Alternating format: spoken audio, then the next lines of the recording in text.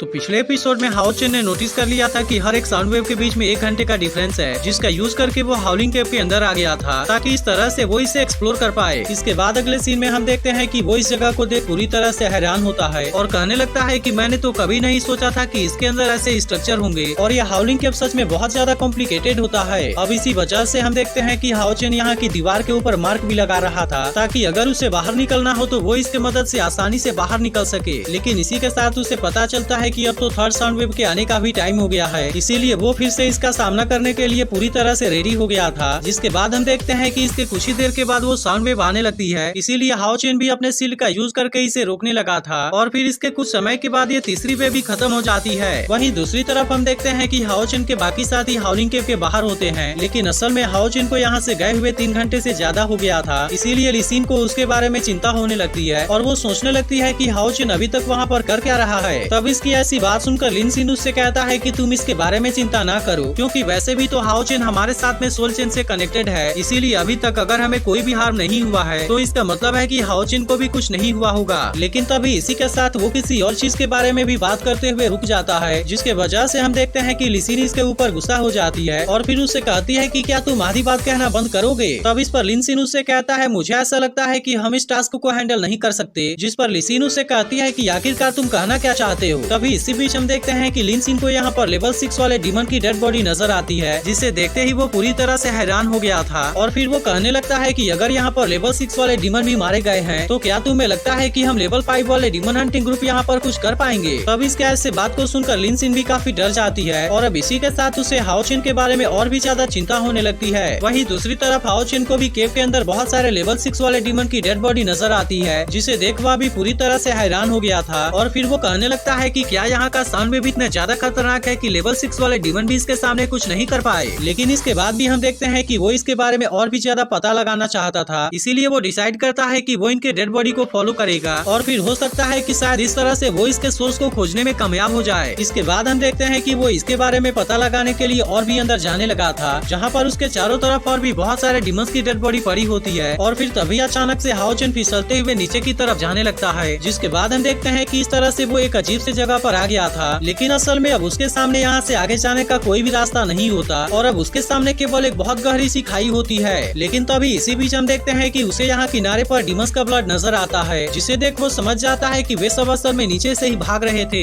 इसके बाद वो इसके गहराई के बारे में पता लगाने के लिए एक स्टोन को नीचे फेंकता है, लेकिन इसी के साथ हम देखते हैं कि अब साउंड वेव के आने का भी टाइम हो गया था। जिसके बाद हाओ चेन डिसाइड करता है कि वो किसी भी तरह से यहाँ से नीचे जाएगा ताकि वो पता लगा सके कि आखिरकार यहाँ पर है क्या। इसके बाद हम देखते हैं कि वो फ्लाई करते हुए इसमें जंप लगा देता है, लेकिन तभी अचानक से साउंड वेव फिर से बाहर आने लगती है, जिसके वजह से इस बार हाओ चेन का शील्ड भी इसमें कुछ नहीं कर पाता और फिर इसके टूटते ही वो जख्मी होते हुए यहाँ से नीचे जाने लगता है। लेकिन तभी हम देखते हैं कि हाओ यू और बाकी लोगों को भी इसके बारे में पता चल गया था, इसीलिए हाओ यू तुरंत अपने पावर का यूज करके उसे बाहर टेलीपोर्ट कर लेता है। अब इस तरह से हम देखते हैं कि सायर और उसके बाकी साथियों को उसके बारे में चिंता होने लगी थी और फिर सायर उससे पूछने लगती है कि तुम्हें कुछ हुआ तो नहीं। तब इस पर हाओ चेन से कहता है कि मैं बिल्कुल ठीक हूँ और वहाँ पर इस पर मैं एक छोटे से सिचुएशन में फंस गया था। तब इसके बारे में सुनकर सीमा सियान उससे पूछता है कि आखिरकार वहाँ पर हुआ क्या और क्या आपको वहाँ से कोई चीज मिला। तब इस पर हाओ चेन उससे कहता है कि इस बार तो मुझे वहाँ से कोई भी चीज नहीं मिला, लेकिन मुझे ऐसा लगता है कि ये हाउलिंग केव सच में बहुत ज्यादा अजीब है, क्योंकि जैसे जैसे मैं वहाँ पर अंदर की तरफ जा रहा था वहाँ की साउंड वेव भी और भी ज्यादा पावरफुल होती जा रही थी। तभी उसकी बात सुनकर लिसिन उससे कहता है कि हम इस मिशन को यहीं पर क्यों नहीं रोक देते।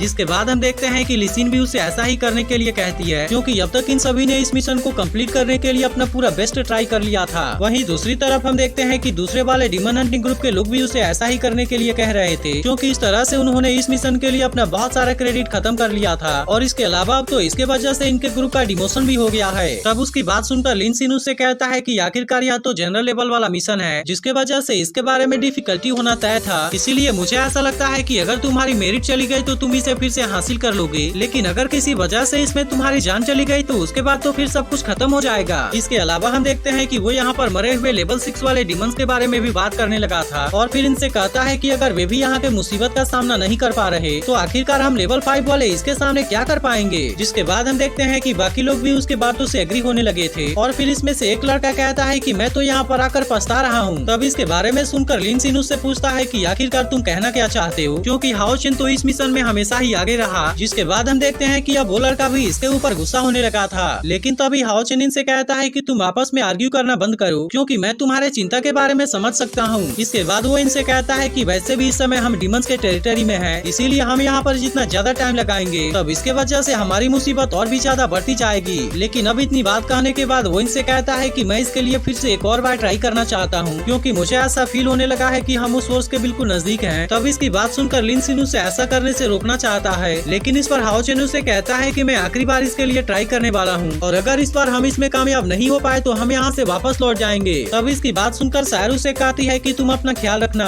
जिसके बाद हाओ चेन इनसे कहता है कि मैं जब तक यहाँ पर नहीं हूँ सायर तुम सभी को प्रोटेक्ट करेगी। तब इसकी बात सुनकर सायर भी उससे कहती है कि तुम इसके बारे में निश्चिंत रहो, क्योंकि मैं किसी को भी कुछ नहीं होने दूंगी। लेकिन वहीं दूसरी तरफ हम देखते हैं कि डिमंस का एक और ग्रुप यहाँ पर आने लगा था, और तभी रास्ते में उनको इंसानी ब्लड दिखाई देते हैं, जिसके वजह से वे समझ जाते हैं कि उनके बाकी साथी मारे जा चुके हैं, और इसीलिए वे इस बात के वजह से काफी गुस्सा होने लगे थे। इसके बाद इनका लीडर कहने लगता है कि उन लोगों ने हमारे डीमन क्लैन के मेंबर्स को मारा है, लेकिन असल में उन लोगों ने ऐसा करके बहुत बड़ी गलती कर दी है, और इसीलिए अब उनको हमारे हाथों से कोई भी नहीं बचा पाएगा। इसके बाद हम देखते हैं कि बाकी डीमंस भी उसकी बात मानने के लिए रेडी हो गए थे, और फिर वे सभी एक साथ मिलकर हाउलिंग केव को चारों तरफ से घेरने लगते हैं। वहीं दूसरी तरफ हम देखते हैं कि हाओ चेन भी फिर से पुराने वाले जगह पर आ गया होता है, लेकिन इस बार उसे यहाँ पहुँचने में केवल 30 मिनट का टाइम लगा था, जिसके वजह से नीचे जाने के लिए इसके पास में काफी टाइम होता है। अब इस तरह से हम देखते हैं कि वो यहाँ पर अपना टाइम वेस्ट नहीं करता, और फिर तुरंत ही फ्लाई करते हुए यहाँ पर नीचे आ जाता है। लेकिन इसके बाद उसे पता चलता है कि यह जगह तो असल में बहुत ज्यादा गहरा है, इसीलिए वो डिसाइड करता है कि अब उसे जल्दी से यहाँ से आगे की तरफ जाना होगा, नहीं तो फिर अगली साउंड में भी बहुत जल्द आ जाएगी। इसके बाद हम देखते हैं कि वो इसके बारे में पता लगाने के लिए आगे की तरफ जाने लगा था, लेकिन तभी अचानक से उसके पैर से कोई चीज टकराती है, जिसके बाद उसे पता चलता है कि यह तो असल में डीमन का कटा हुआ सिर है। और फिर इसके बाद हम देखते हैं कि वो यहाँ पर बहुत सारे डीमंस को मरा हुआ देख काफी हैरान हो जाता है, लेकिन अब इसी के साथ वो इनके डेथ के बारे में भी एनालाइज करने लगा था, जिसके बाद उसे पता चलता है कि ये सभी भी बिल्कुल उसी तरीके से मारे गए हैं जैसा कि यहाँ के बाहर वाले सभी डीमंस मारे गए थे। अब इसके वजह से उसे समझ में आ गया था कि इन लोगों ने असल में एक दूसरे को ही मारा है, जिसके बारे में जानकर वो पूरी तरह से हैरान हो जाता है, और फिर कहने लगता है ऐसा लगता है कि यहाँ पर एक्सप्लोर करने के लिए जो भी आता है कोई भी यहाँ से जिंदा बचकर वापस नहीं जा पाता।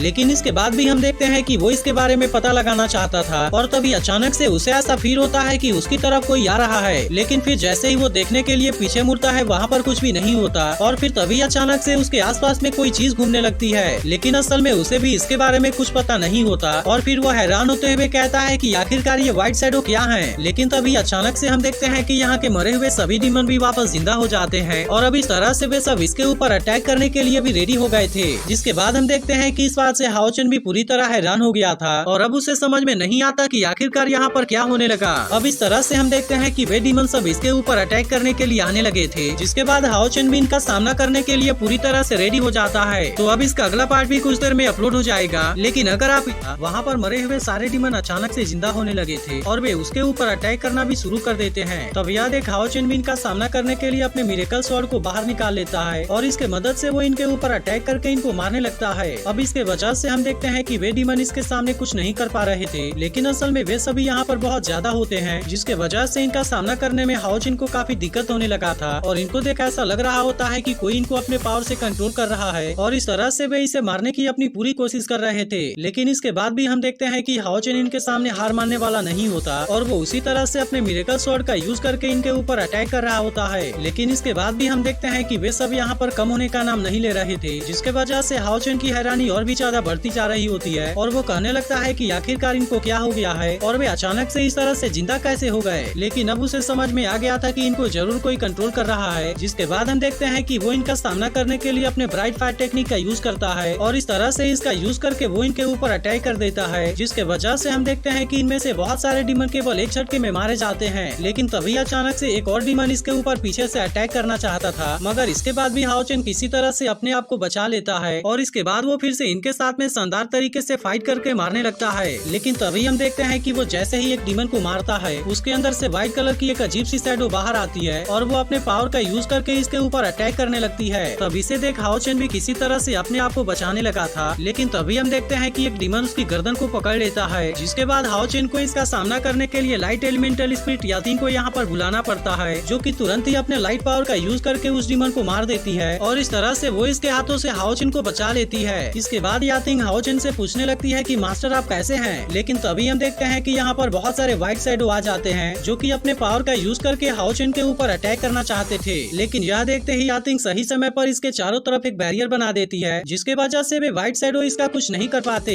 लेकिन इसके बाद हम देखते हैं कि यातिंग इनको ज्यादा समय के लिए नहीं रोक सकती थी, इसीलिए वो हाओ चेन से कहने लगती है कि मास्टर अब आपको कुछ करना होगा, नहीं तो हम इनके बीच में बहुत ही बुरे तरीके से फंस जाएंगे। तब हाओ चेन कहने लगता है कि ये व्हाइट शैडो तो डेड बॉडी को कंट्रोल कर सकते हैं और इसी के साथ वो इनके सोल एनर्जी को खाते हैं, जिसके वजह से वो समझ गया था कि वे असल में कोई और नहीं बल्कि रैथ यानी कि तबाही है। और तभी अचानक से वे इनके ऊपर अपने और ज्यादा पावर का यूज करने लगते हैं। तब याद एक यातिंग हाओ चेन से कहने लगती है कि मास्टर अब आपको जल्दी से काउंटर अटैक करना होगा, लेकिन असल में हाओ चेन भी इनके ऐसे पावर को देख पूरी तरह से हैरान हो गया होता है और फिर वो कहने लगता है कि इनके साउंड वेव का ऑक्सीलेशन तो सच में बहुत ज्यादा खतरनाक है, क्योंकि इसके वजह से चट्टान भी पूरी तरह से डिस्ट्रॉय हो रहे हैं। लेकिन इसके बाद भी हम देखते हैं कि वो इनका काउंटर अटैक करने के लिए कुछ भी नहीं कर पाता और इस तरह से वे अपने पावर से यातिंग के बैरियर को भी तोड़ देते हैं। लेकिन असल में इनके साउंड वेव के ऑक्सीलेशन के सामने हाओ चेन भी कुछ नहीं कर पा रहा था, जिसके बाद हम देखते हैं कि वो कुछ देर के लिए अपने पावर के ऊपर फोकस करता है ताकि इस तरह से वो इनके ऑक्सीलेशन के फ्रीक्वेंसी की बराबरी कर सके। लेकिन इसी के साथ हम देखते हैं कि यहाँ पर और भी बहुत सारे व्हाइट शैडो आने लगे थे, जिसे देख हाओ चेन भी तुरंत अपने दोनों स्वॉर्ड के पावर को एक साथ में यूज करता है और इस तरह से इसके पावर के सामने वे व्हाइट शैडो डिस्ट्रॉय होने लगते हैं। लेकिन इसके बाद भी हम देखते हैं कि इन सबको खत्म कर पाना हाओ चेन के लिए भी आसान नहीं होता और इसके लिए उसे अपनी बहुत सारी स्पिरिचुअल एनर्जी भी खर्च करनी पड़ती है। लेकिन अब उसे ऐसे हालत में देख यातिंग को भी इसके बारे में चिंता होने लगती है और वो हाओ चेन से पूछने लगती है कि मास्टर आप ठीक तो है ना।